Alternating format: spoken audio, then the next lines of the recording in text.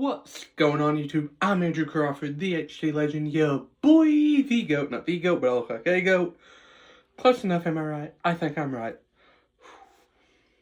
And today on the channel, I will be continuing my countdown of my top 100 wrestlers this week, or this episode, 60 down to 51. And this is probably my most old school list, the most old school wrestlers on this list, perhaps.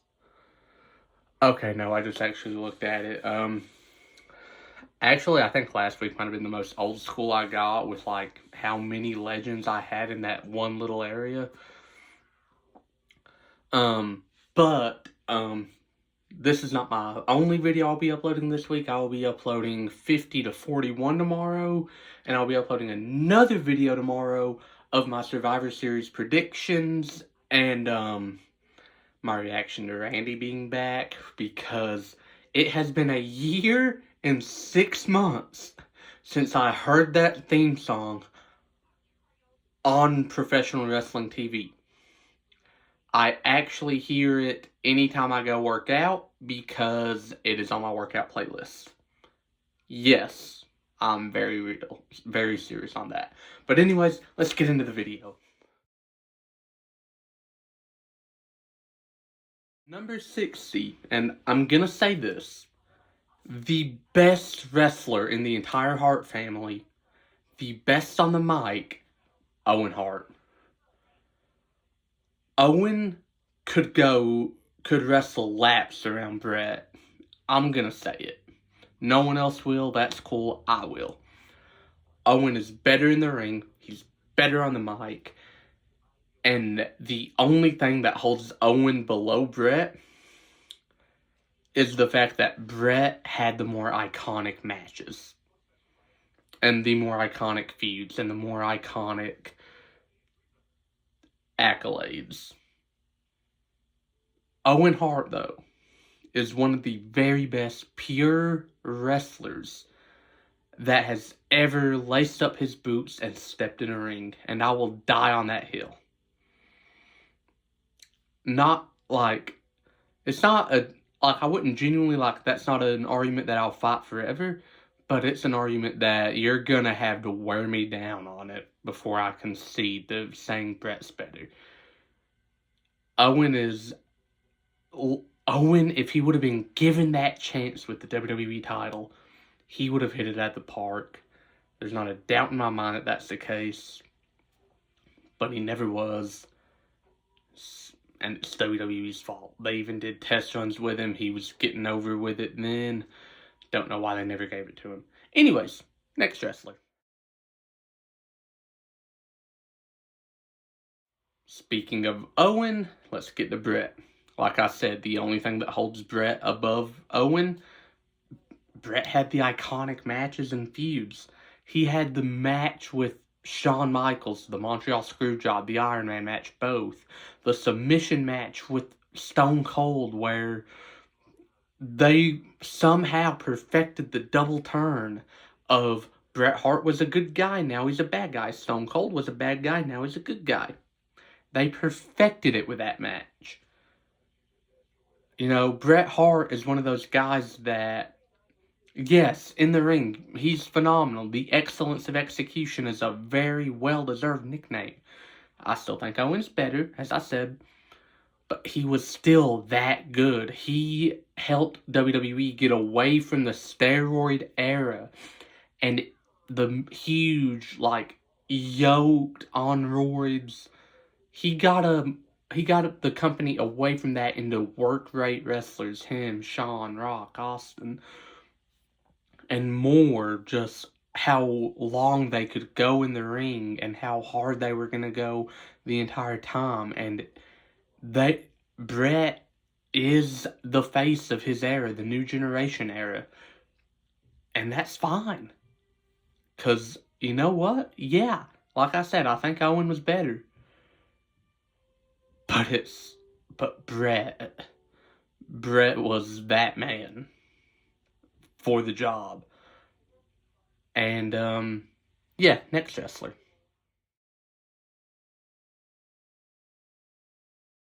58, Big E.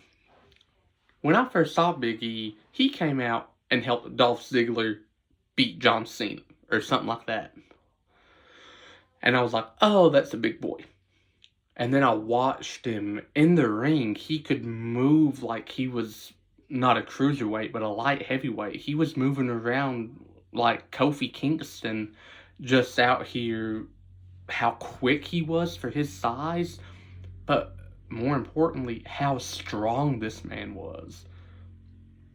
Like, this man, I know that, like, sometimes they make them look stronger than they are, but, like, he casually had Kane and I think someone else on his shoulders at once and hit a double big ending. The big ending being a finisher that I'm not exactly fond of.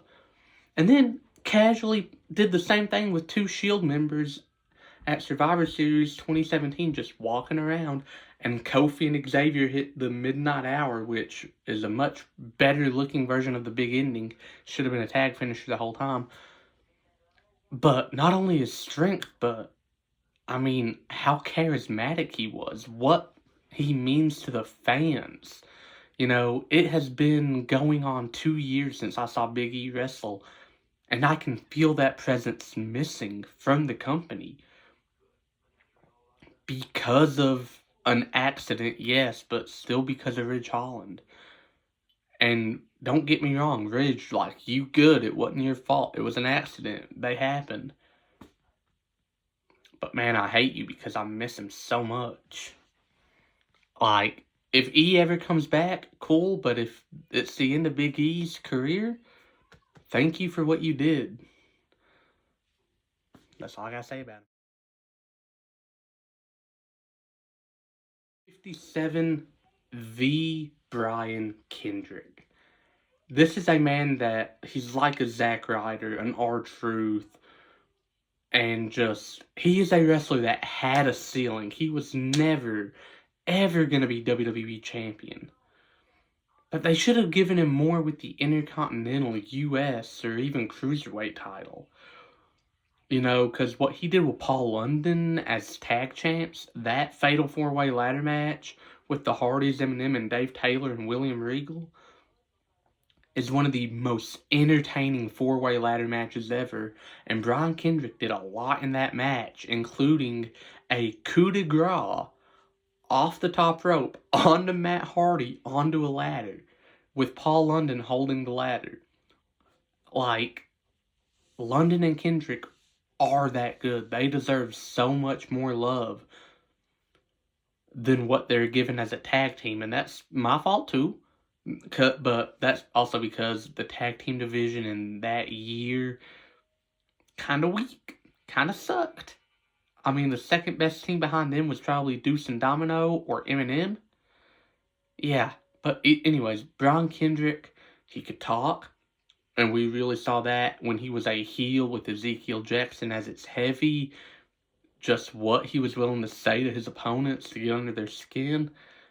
He had fun gimmicks, like when he was the Brian Kendrick, and he would come out wearing like the leather coat and just looking like such a snarky, sleazy jerk. Cool. He was a great wrestler, and if they would have given him more, he could have made it to the moon.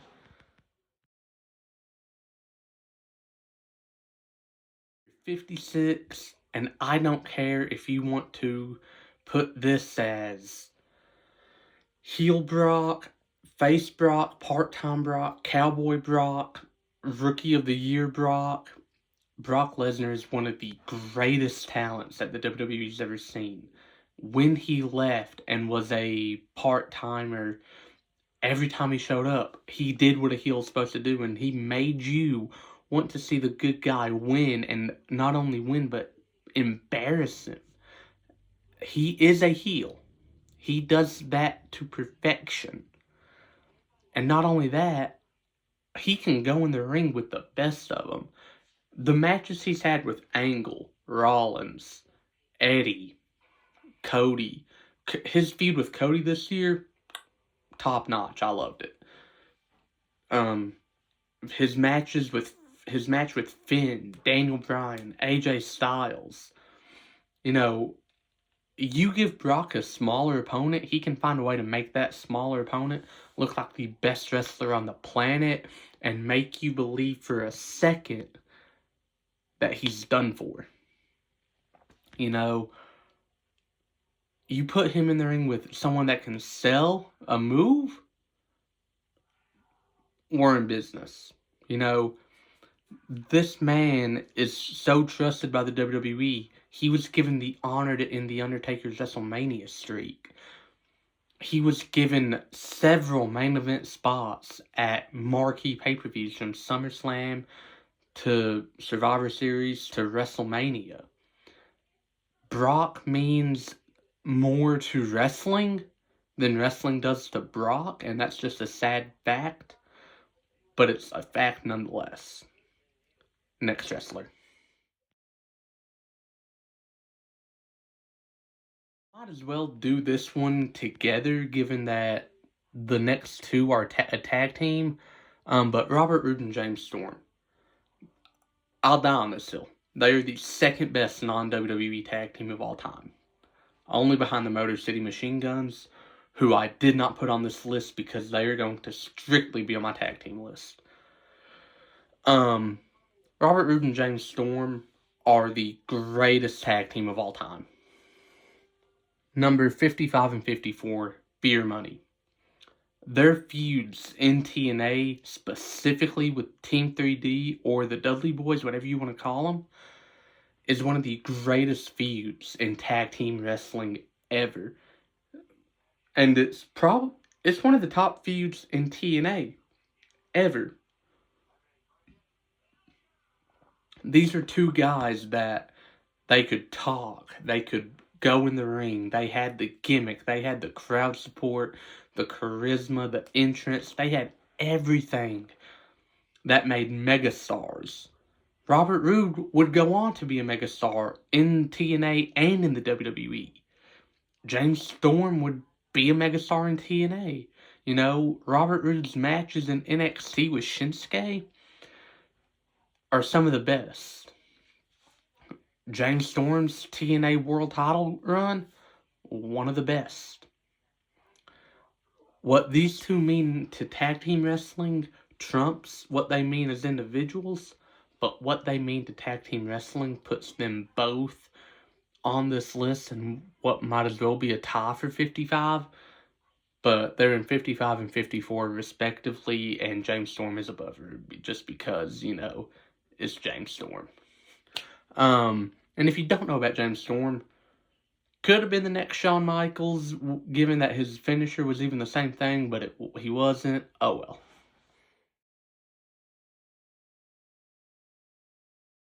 53, the Samoan submission machine, Samoa Joe.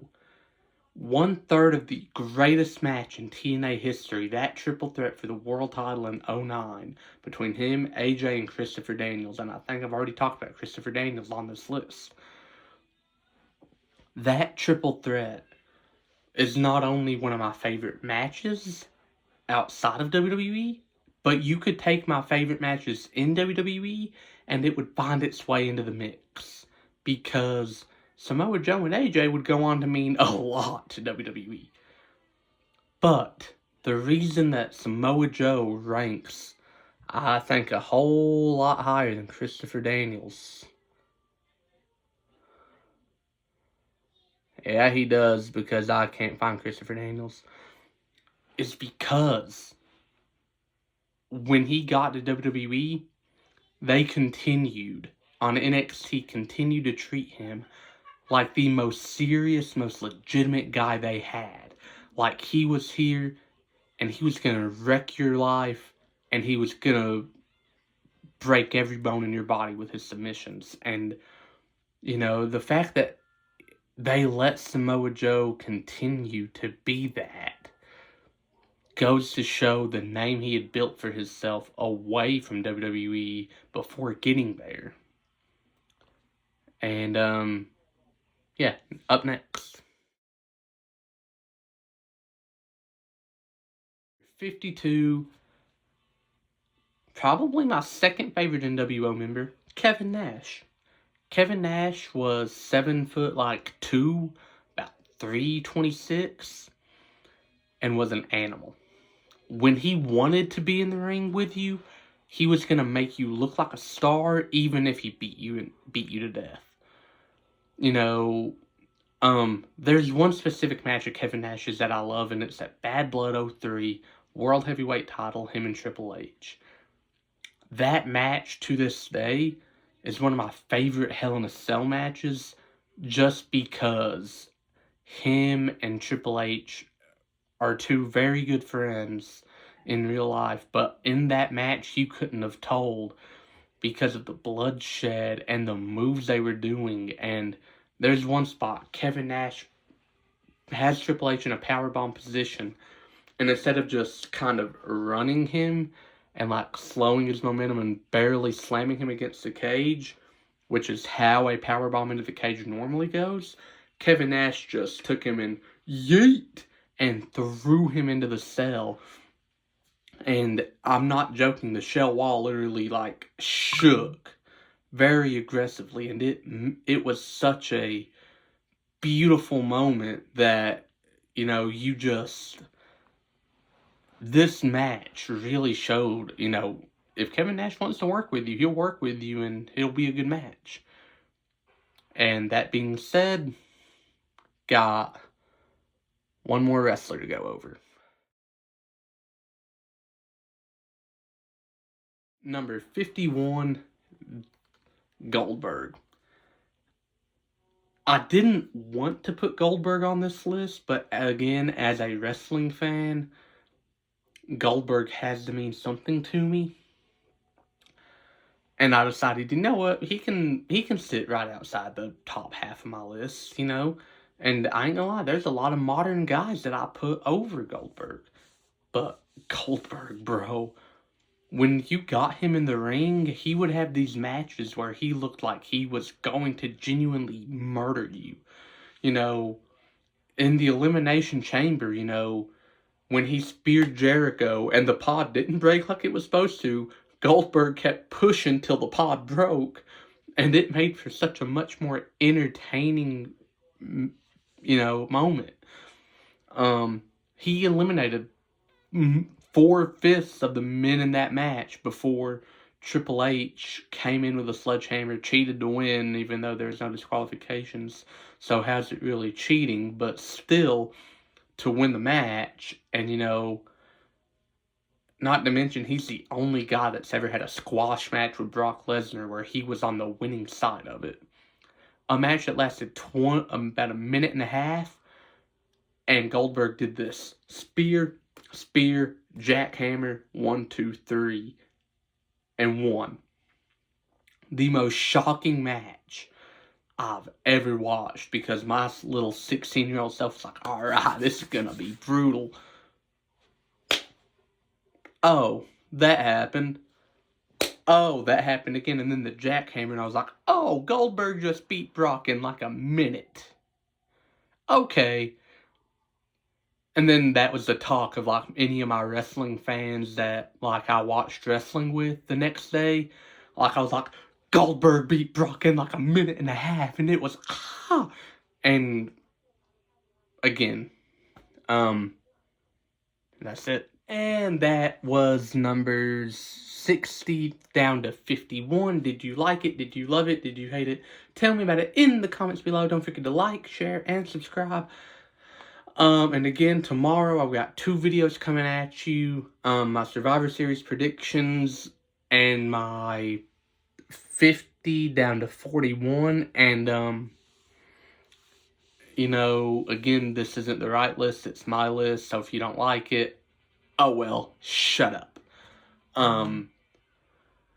But anyways, stay tuned, and unlike John Cena, I can see you, and I will see you very soon.